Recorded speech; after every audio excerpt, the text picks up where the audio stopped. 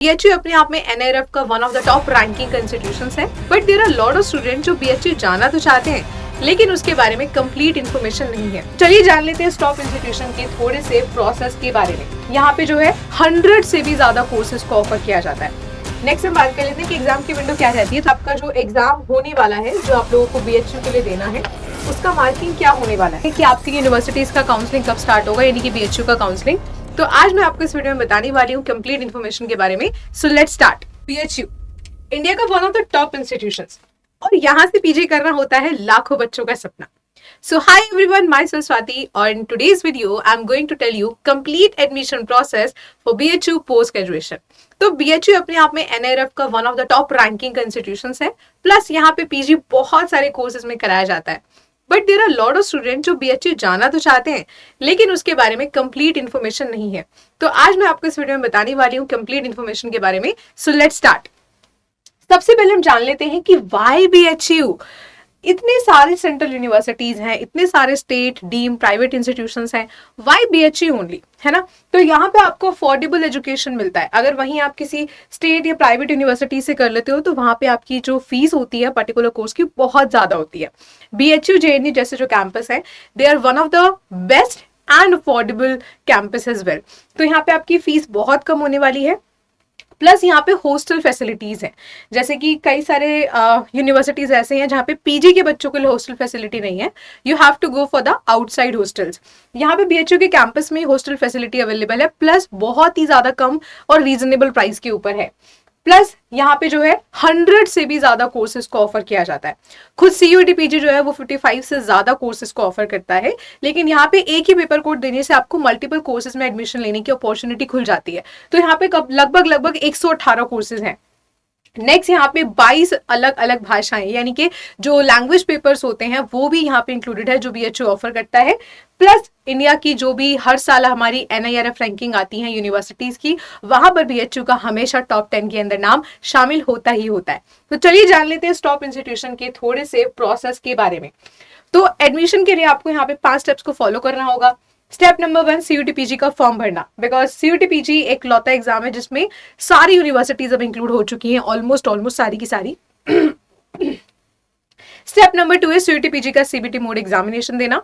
Step number 3 होने वाला है यहाँ पे BHU के अपने पोर्टल पर अप्लाई करना। जैसे मैंने आपको लास्ट वीडियो में बताया था कि दिल्ली यूनिवर्सिटी का अपना पोर्टल होता है CSAS portal, common seat allocation system. वैसे यहाँ पे BHU का अपना एडमिशन का पोर्टल है जिसका नाम है CAP PG पोर्टल। यहाँ पे आपको एडमिशन लेने के बाद, एग्जाम आने के बाद, आपका जो रिजल्ट आएगा, स्कोर कार्ड आने के बाद, जब BHU अपना काउंसलिंग पोर्टल ओपन करेगा आपको उस पर अप्लाई करना होगा। उसके बाद based on the students data यहाँ पे मेरिट लिस्ट आएगी और बच्चों को सीट एलोकेट किया जाएगा। प्लस यहाँ पे लास्ट में आपको डॉक्यूमेंट वेरिफिकेशन होगा, आप फी पेमेंट कर दोगे, आपका जो एडमिशन है वो यहाँ पे कंफर्म हो जाएगा। आगे हम लोग बात कर लेते हैं कि अगर आपको CUET PG के थ्रू जाना है तो उसका फीस क्या होने वाला है।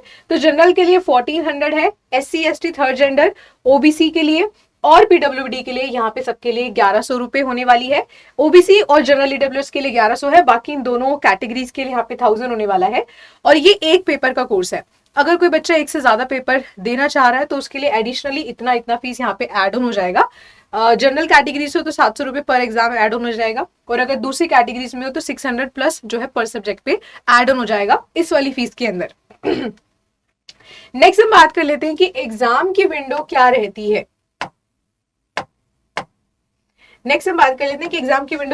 तो यहाँ पे आपको जो एग्जाम है वो मिड मार्च से स्टार्ट हो जाते हैं।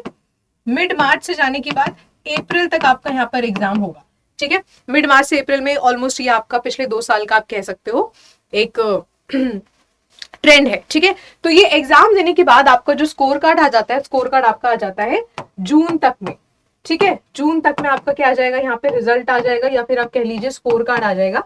ये जो स्कोर कार्ड होगा यही आपके लिए बहुत इंपॉर्टेंट है BHU के पोर्टल पर अप्लाई करने के लिए, ठीक है। नेक्स्ट हम बात कर लेते हैं यहाँ पे कि आपका जो एग्जाम होने वाला है, जो आप लोगों को BHU के लिए देना है, उसका मार्किंग क्या होने वाला है। तो यहाँ पे आपको 75 क्वेश्चन अप्लाई करने होते हैं, मतलब 75 क्वेश्चन का आपका पेपर होता है, जिसमें कि एक राइट आंसर करने पे आपको मिल जाते हैं बेटा +4, और एक रॉन्ग आंसर करने पे आपका हो जाता है -1 हो जाता है। तो टोटल आपका आप कह सकते हो कि 300 मार्क्स का जो है यहाँ पर पेपर देखने को मिलता है, और इसको करने के लिए आपके पास 90 मिनट का समय होता है, और सारे के सारे क्वेश्चंस आपके डोमेन सब्जेक्ट से आते हैं, यानी कि जिस सब्जेक्ट में पेपर दे रहे हो सिर्फ वहीं से आपके सवाल आएंगे। ठीक है, नेक्स्ट हम बात कर लेते हैं कि आपकी यूनिवर्सिटीज का काउंसलिंग कब स्टार्ट होगा, यानी कि बीएचयू का काउंसलिंग। तो पीजी का रिजल्ट आएगा अप्रैल मई के आसपास में। उसके बाद डीयू का जो काउंसलिंग है वो मई और जून में। डीयू यहाँ पे बीएचयू आएगा।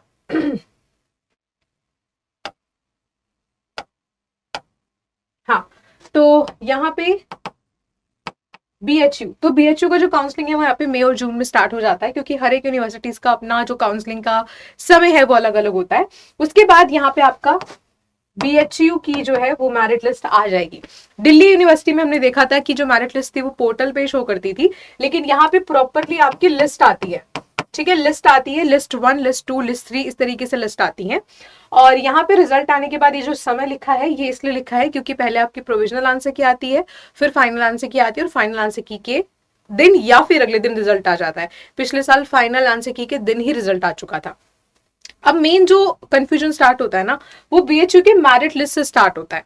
ठीक है, जैसे मैंने आपको अभी लास्ट में भी बताया था, जब मैंने दिल्ली यूनिवर्सिटी का आपको कराया था, उसमें भी C1 C2 कैटेगरी था, यहाँ पर भी कैटेगरी है।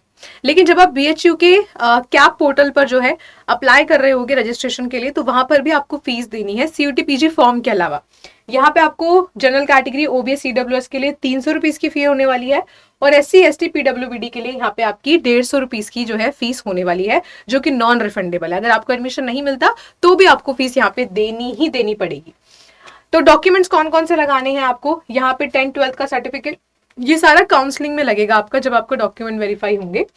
प्लस यहाँ पे ग्रेजुएशन का डिग्री आपका लगेगा, अगर डिग्री नहीं है तो लास्ट का जो भी आपका सेमेस्टर था उसका मार्कशीट लगेगा। सॉरी, माइग्रेशन, जो बच्चे बीएचयू से ही हैं उन्हें माइग्रेशन की जरूरत नहीं है, जो किसी दूसरी यूनिवर्सिटी से बीएचयू में आ रहे हैं उनके लिए माइग्रेशन की जरूरत है। प्लस यहाँ पे सर्टिफिकेट जो भी आप रिजर्व कैटेगरी के हो, फाइनेंशियल ईयर का होना चाहिए 31 मार्च 2025 के बाद का।